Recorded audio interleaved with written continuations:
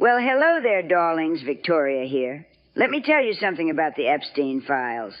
Oh, the Epstein files. A glorious, gilded catastrophe proving what I've known all along. Moral decay is the true currency of the elite.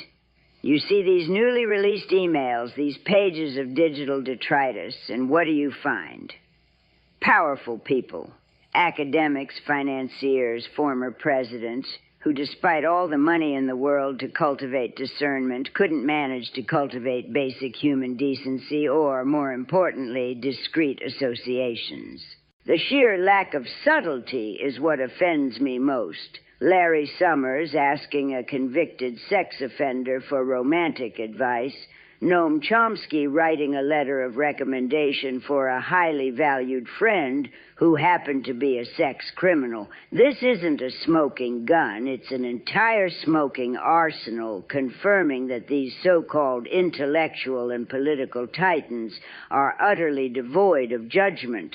They operate in this pathetic bubble where rules and morality are simply for the help.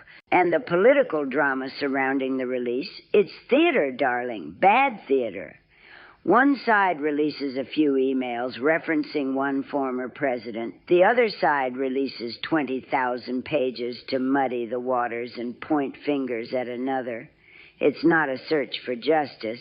It's a desperate game of billionaire hot potato, where everyone tries to fling the scandal onto the other party. President Trump signs a bill compelling the Justice Department to release the files after fighting it for months. Why the sudden about-face?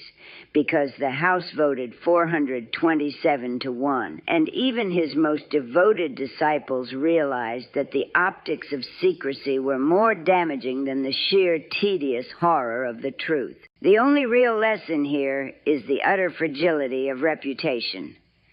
These men, and yes, it is overwhelmingly men, spent decades building polished, impervious public images, funding universities, running nations, and giving TED Talks.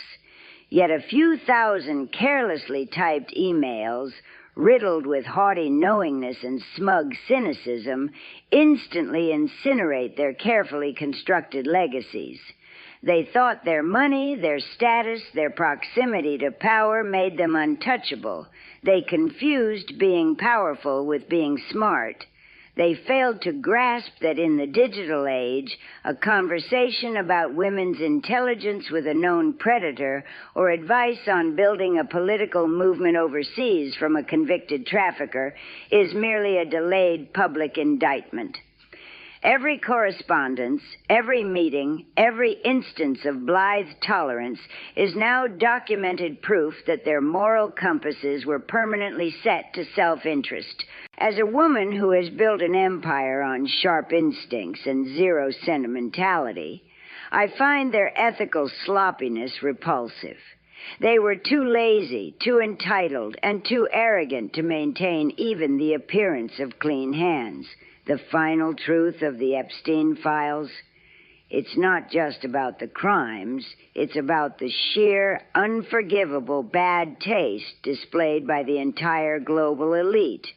Now, if you'll excuse me, I must call my lawyers to ensure my entire correspondence from 1995 onward is burned, not digitized, burned. Priorities, darling. Okay, go make someone smile, darlings. Champagne wishes and caviar dreams.